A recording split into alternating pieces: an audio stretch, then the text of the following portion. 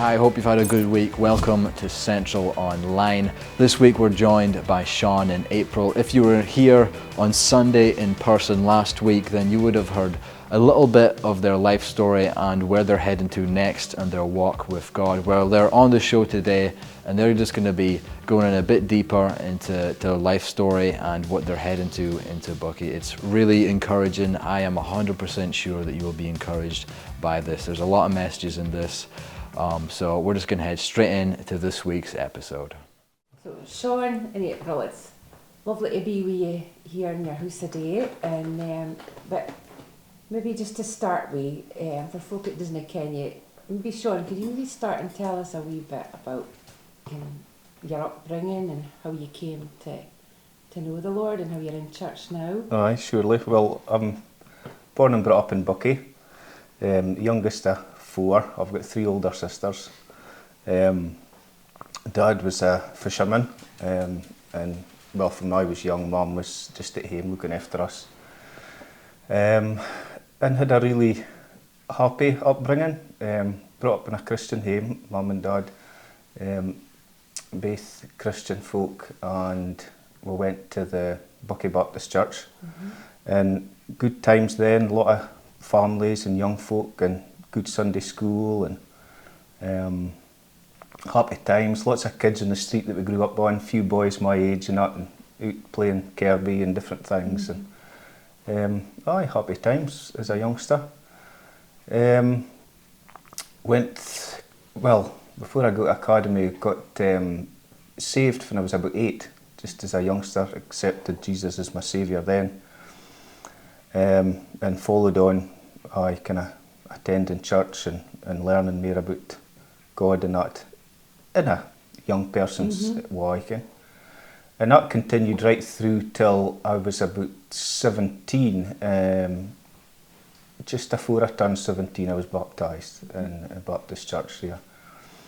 And then shortly after that, I left Bucky to go to Glasgow to start a cadetship in the Merchant Navy at the Nautical College in Glasgow. And really, for that point, I didn't get involved in a church in Glasgow, really, and did a lot of the studenty things that folk do, and drifted away for the Lord, really. I would still go to church when I was at home, and wasn't particularly wild or anything like that, but wasn't living my life for the Lord, give it what I mean. And then that cadetship took me through into my early 20s by the time I qualified. Got my Officer of the Watch certificate. Sailed as second mate for a number of years on supply boats and anchor handlers and things. Progressed on to do my chief mate's ticket, again at the Nautical College in Glasgow. Eventually ended up with Northlink Ferries, which I'm still working with at the minute. Got my Master Unlimited and been sailing as captain with Northlink for just over 5 years now. So it's Captain Shaun then, it's not just Shaun, Well, it's Captain Shaun, eh? Shaun's fine. So, but it sounds like Jesus has been a part of your life really for, maybe Nia was first, but been a big part of your life really, your whole life really. And what about you, April? Where did you grow up and what's your story? Well, I was born and brought up here in Gamery with my mum and dad and Ian, James and Luke, my 2 brothers. I was the middle child, and I was only quine for a few generations, so I was quite special, they used to say. I think the boys were jealous. You're the golden child. So, we were brought up to go to church. Originally it was the Brethren Hall that we went to, and then we ended up in a Church of Scotland, and then I ended up coming down to the AOG as a teenager. We had a good childhood, a lot of really happy memories growing up here. Gamery's quite a sheltered upbringing as you can, and everybody was really close chums, and it was really, really good times. And I think we got about a shock when we went up to Banff Academy, and it's the big wide world. But it was good times. After school, I went and did my nursing, Robert Gordon, so I stayed through there and did my training. Well, prior to that, sorry, I got saved. I was just young. I wasn't the age to go to the youth meeting. I wasn't quite at academy, but they were having youth meetings in Gamery for the young folk, and there was so much of them getting saved, and I just can't that I wouldn't get to heaven piggybacking on my mum and dad that I had to make a decision for myself. So after the youth meeting, came home and sent my mum, like, I want to Jesus into my heart. And I said the prayer, and I just knew that's the life I was going to live. But as you get older and there's things come in, like I went to uni and we partied hard with Dad, we were students, and although I did come home at weekends, every weekend, and I would have went to the church, but still dipping in and out of student life and church life. But then I got baptised and tried to set myself straight again, and so then I qualified and worked in various places in Aberdeen and ARI, and then eventually I did my practice nurse training, which I'm doing just now, and I love my job. I just love my job. So, and it's fine. Although we've got 3 children, it's fine to be mum, but it's fine to be me as well nowadays. Okay, you get a break and get your tea in peace and stuff like that. No, but I'm at Crimmin just now at the practice, and I just love it. So you mentioned there 3 bairns, and obviously you're sitting here together as a couple. So how did Shaun and April come to be? How did that start? Well, I think I initially sent you a message on Facebook. Or Bebo. Bebo. Bebo. As far back as that. But I basically chanced my luck. See if she'd be interested. And we first met in Aberdeen, actually. It was our first meet up. And we was actually only dating for 6 months when we got engaged. So we must have Aye. So no, it all happened really quite quick, didn't it? 6 months dating, got engaged, and then was engaged a year, and then got married just coming on 11 years ago. Wow. We had kind of mutual friends before you messaged me. We kind of can't owe each other. And I might have messaged me, and I wasn't really looking for nothing at a time. I was like, oh me. But so he was the pursuer. And then he just kept knocking away.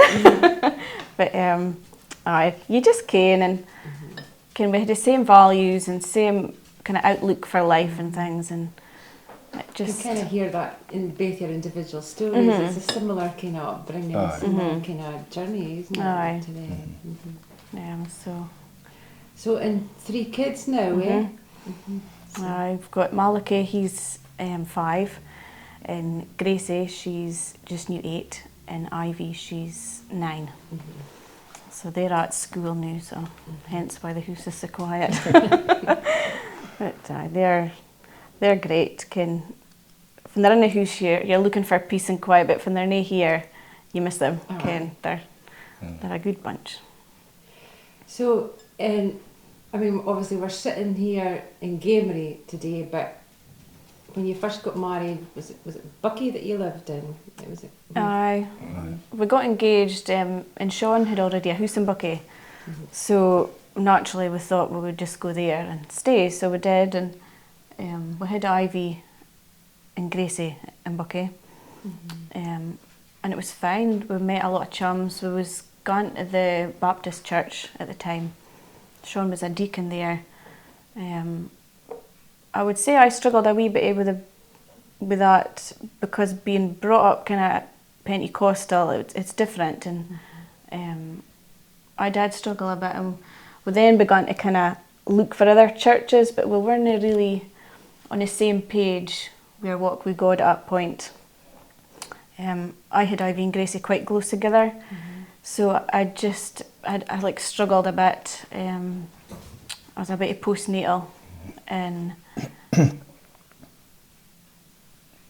I just began to not like Bucky and resent it, and I had negative thoughts, and just was a happy time, wasn't it? Just unsettled. Just aye. unsettled, and Shaun was just willing to kind of do anything to help, and I thought the best thing to do would be to come back to Gamery.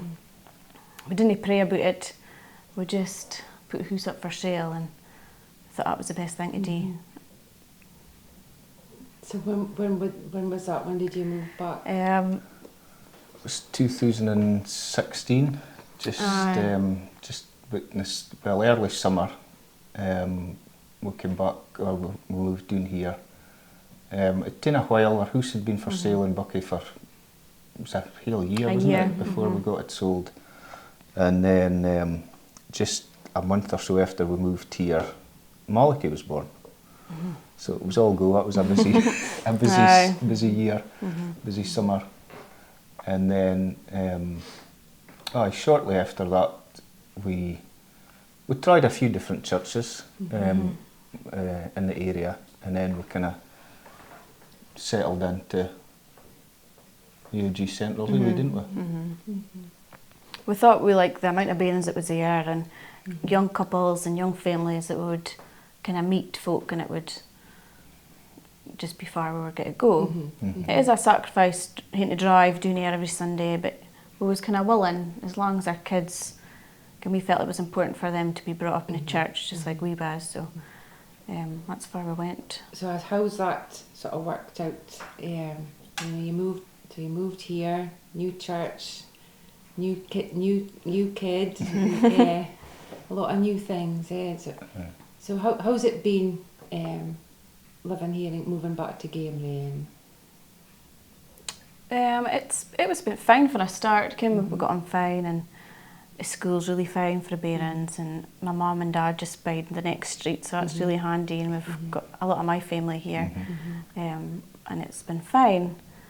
But I struggled with it for initially, because we was busy with the Malachy was born and just getting the house sorted up the way we wanted it and things like that. But it took a long time to settle into Gamery, and it took a long time to settle into the church, and it was just very different to what I was used to, and I didn't feel close to God at the time, and I maybe wasn't pursuing Him to any great extent.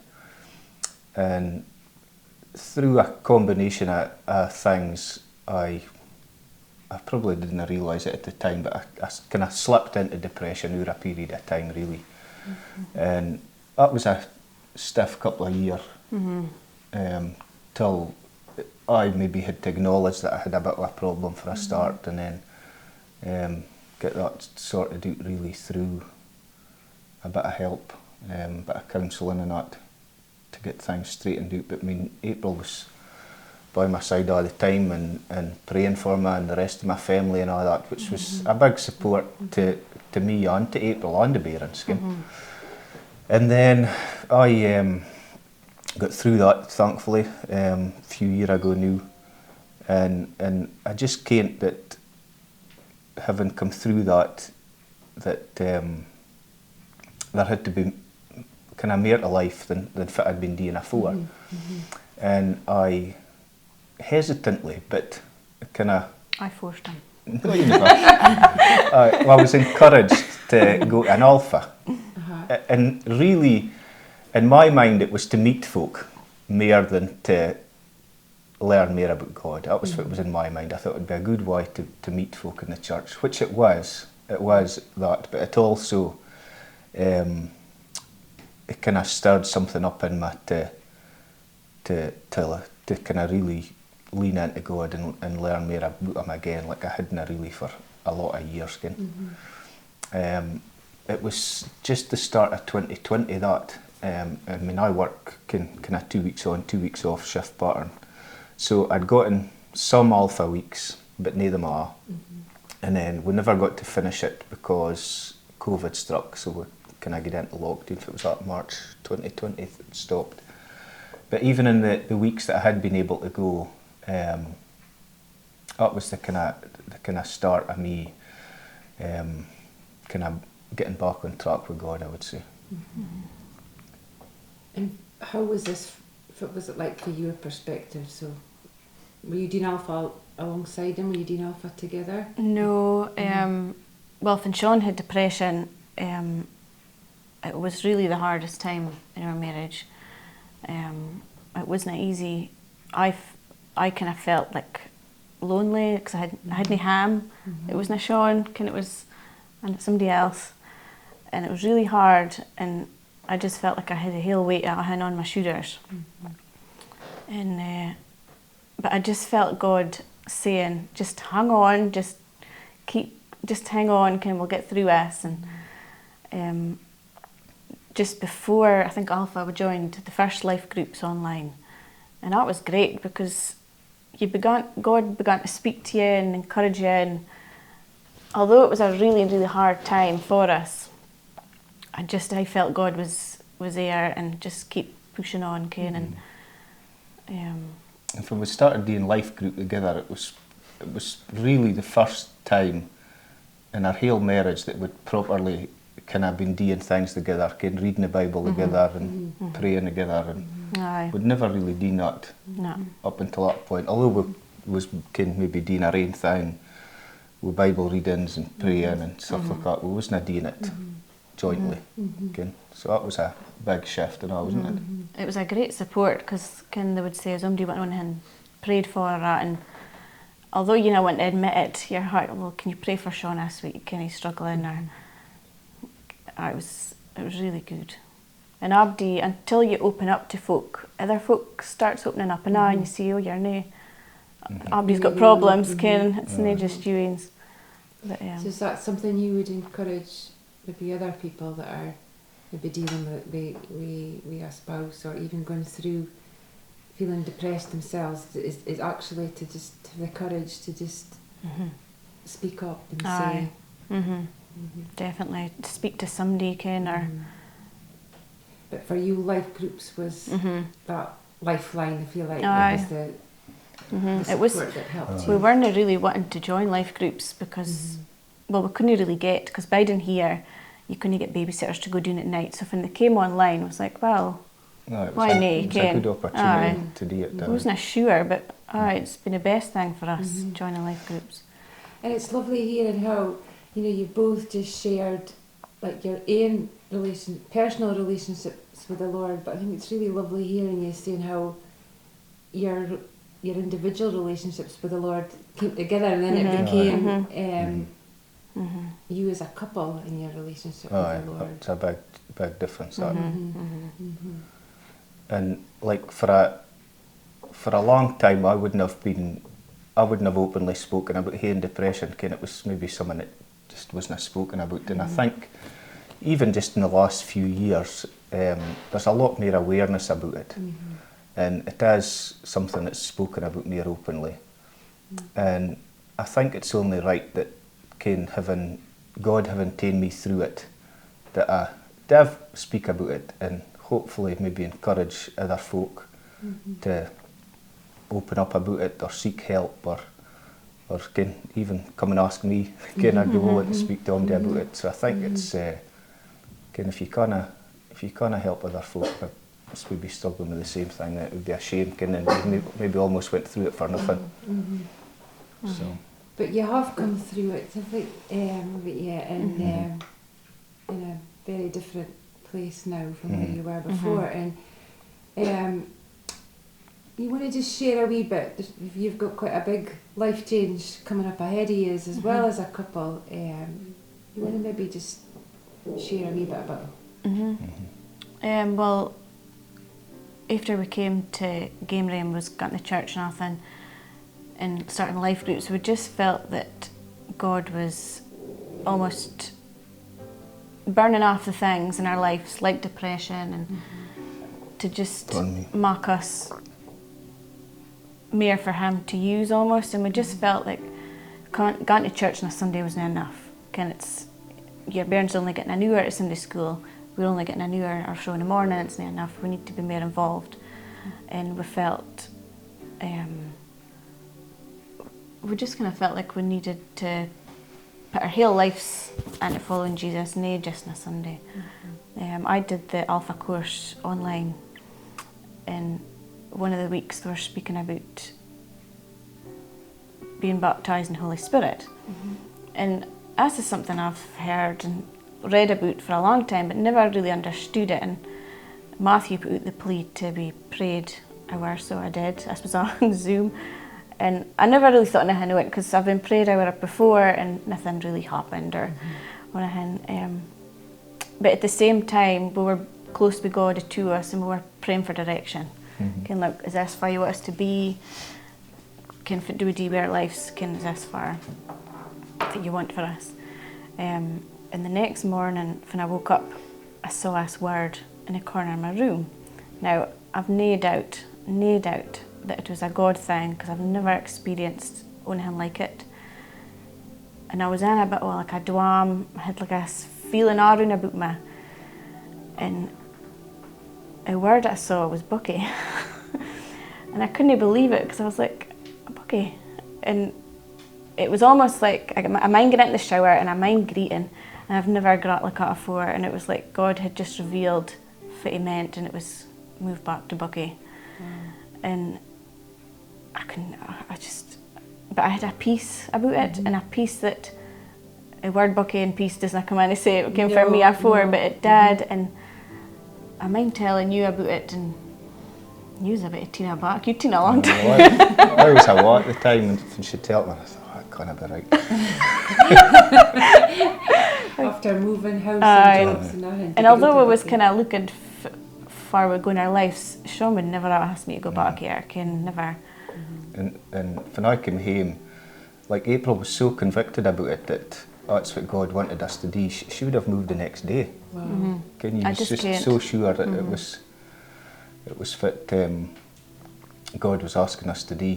But we took time to pray about it and consider it, and we spoke to Lisa for church, met her on quite a few occasions, and she helped us along the way, just to make sure it was God's will and not. And I work in the ferry Aberdeen, Shetland, and one Sunday of my trip I'm normally in Shetland, one Sunday I'm in Aberdeen. So the Sundays that I'm in Shetland, I go to the New Life up there, and it's Pastor John Rollo. And I'd met him.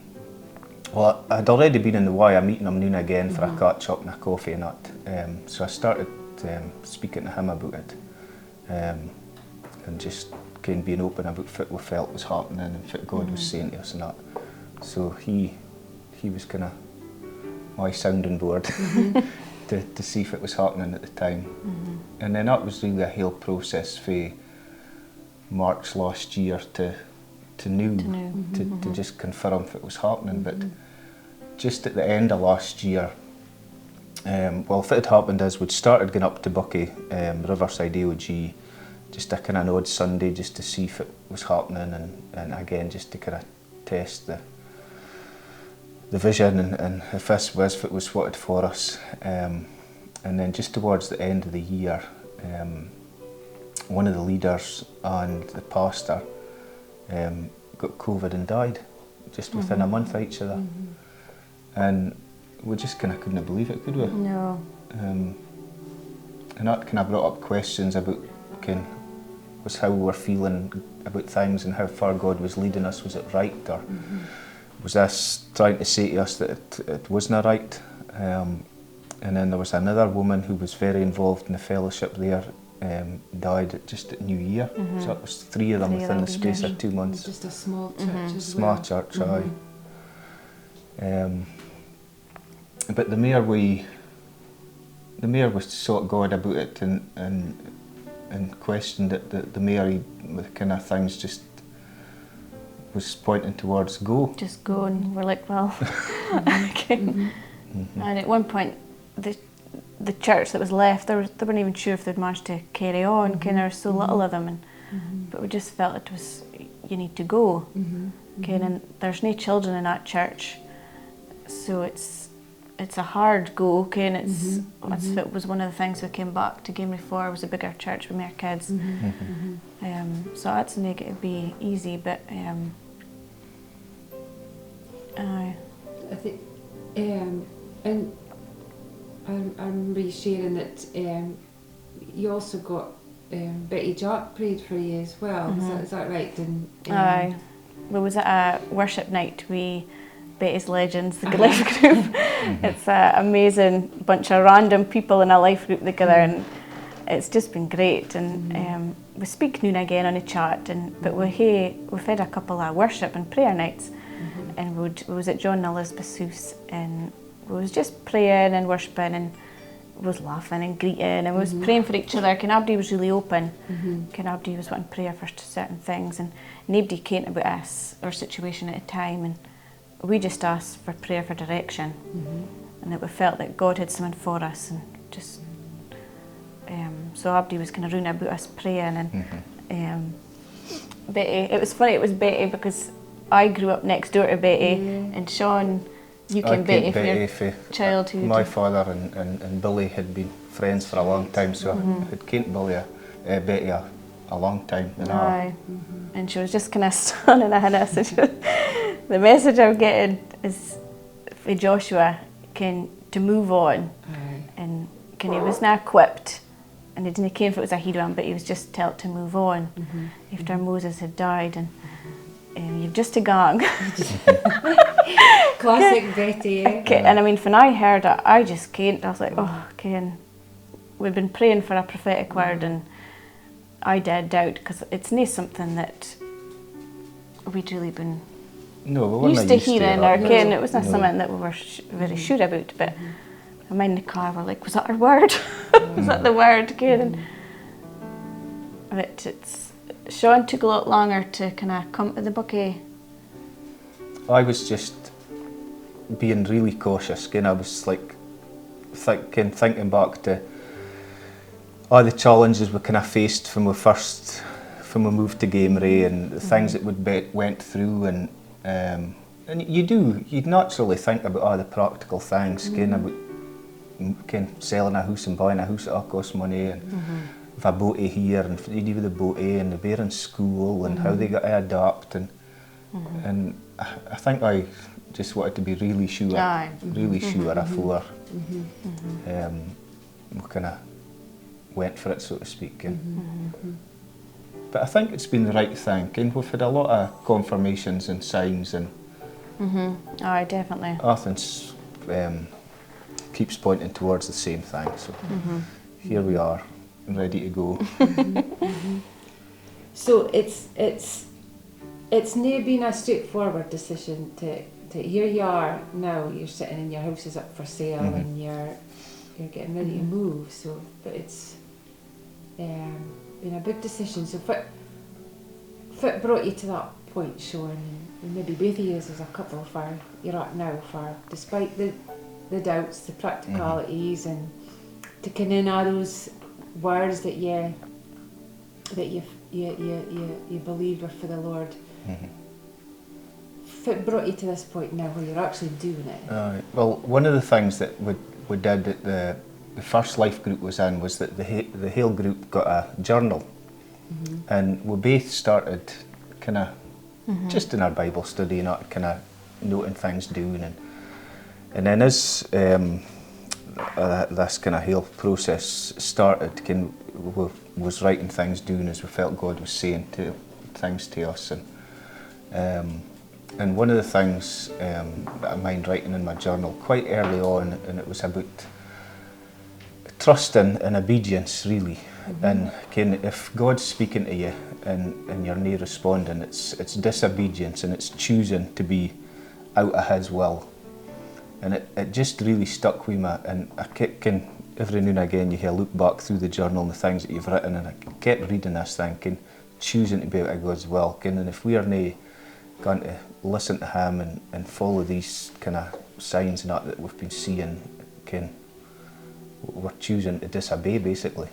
And we both just felt that it was after what God had taken us through, and how we felt we wanted to serve Him, that we couldn't disobey. And even though, like us, a lot of the practical things that I've already mentioned, there's got to be an element of sacrifice, if it's got to cost a bit of money, it's got to cost a bit of money, but it's obeying what God wants us to do. So It's although I was totally convicted that day about Bucky, it's been really hard. Ken, we've got a really fine house and we're really comfy here. Ken, my mum's next street, our babysitters 24/7 round about us, and I love my job. I just love my job, and it's really hard. It's a really hard pill to swallow because you're gaining it up and nae kenning fits ahead. Yeah. Again, it's but it's where the trust comes in. Totally trust. And I mind the day that I had to. This was after the vision thing. I realised that the reality of it, you're gaining it up. But life, that you've got in life is for Him. Your family, your careers, your jobs. It's all for Him, and if you're a Christian, you need to use it for His purpose. And can we believe that whatever the Lord has up for us in Bucky, He'll bless us with Bucky and give us jobs, and the bairns will go on and find at school and that. And you've got to put your whole life into Jesus. It's nae just about going to church on a Sunday and seeing fit you can get out of church. It's nae a show, it's nae a performance. That's what we found about the church in Bucky. It's about what we can put in to get folk in the door. Doesn't matter. When we first went, there wasn't much folk here, and we thought, well, there's nobody here. It's nae faz there. It's faz nae there. Yeah, and absolutely. we just feel like God's given us a heart for the people of Bucky to come to church, and by us sacrificing what we've got, we're laying it down for Him. And Wow. Incredibly humbling and challenging to hear you sharing that, and it's nae an easy decision, is it? It really is coming at a cost, and I guess that's what Jesus says, isn't it? That it's there's a lot of benefits, but there is a cost. But with great purpose and with great hope there, isn't it? That the Lord is with you. And I think of the theme that we're going through in church just now, trust in the Lord with all your heart and lean not on your own understanding. In all His ways He will direct your steps. And what a wonderful example you are in just doing that, is just trusting Him. And I'm sure you're going to be an amazing being with us today, and hearing you share that. I think we're all going to be challenged and stirred up by what you've shared. But just as we come to an end, and obviously praying for you in this stage that you're at, and believing great things for you as a couple and your family, and for the Bucky Church too. But just as we come to an end, just as like a final word for both of you, is that maybe start with you, Shaun. Is there something that you really want to just say to people that are listening today, just to encourage them or challenge them? Well, just when I was thinking this morning about sharing this today, there was a wee verse came to me, and it's in Matthew chapter 8 and verse 27. It's just a wee account there about Jesus calms the storm, and the men, it says in verse 27, the men were amazed and asked, "What kind of man is this? Even the winds and the waves obey him." And in these situations, and even if I went through with depression, you can choose faith over fear. And a couple of things I just thought was that God has power over every storm. You can choose to fix your eyes on Jesus, which leads you to peace. And Jesus is always in your boat. And when you find yourself overwhelmed by life, you always have two choices. You can focus on the circumstances, the situation, which for me was the depression that I was dealing with at the time, or you can fix your eyes on Jesus. And if you choose to look at Jesus above everything else, you'll begin to see that the storms you face are not nearly as big as the Saviour that's choosing to walk through the storm with you. So just Tom that's watching or listening, just lean into Him, focus on Him, search for Him, and He'll be with you through whatever you're facing. Wow. Well, April, and how do you follow that, eh? Ken, are you sure what to say? Preacher Shaun. Ken, looking back at our life, even prior to Shaun and the kids, God pulled me through a situation that, similar if it were Dean new, I laid it all down and I was just trusting that he was going to do in the future. And I ken he can do it and he'll do it again. And Ken, I didn't ken far I would be without Jesus. Although he doesn't promise an easy life.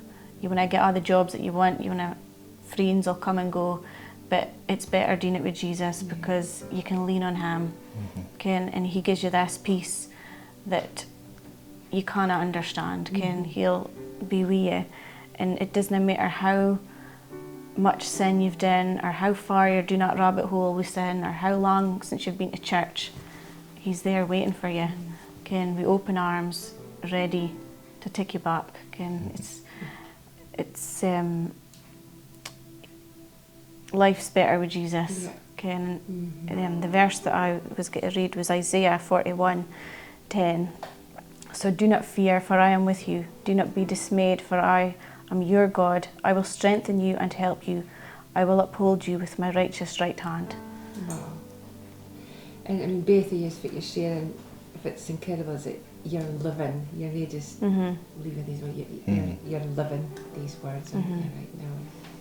Hey, thank you for being so Thank you. vulnerable and honest, and hey, we'll look forward to seeing where you're at, maybe in a couple of years' time, if you're facing an uncertain situation at the moment, but it'd be interesting to see where you're at the other side of this, and thank you for being so honest. Thank you for joining us today, and thank you to Shaun and April for taking the time to share your story with us. What a massive encouragement it was to us. I hope that if you're watching this, then you were encouraged. If there was anything from today that spoke to you that you want to speak to someone in the church about, then our contact details are on screen now. Whatever it is that has touched you, then we want to speak to you about this and get you started on this journey with Jesus. That's all we have for Central Online this week. We'll see you next week. That's all we have for Church Online this week. We'll see you next week.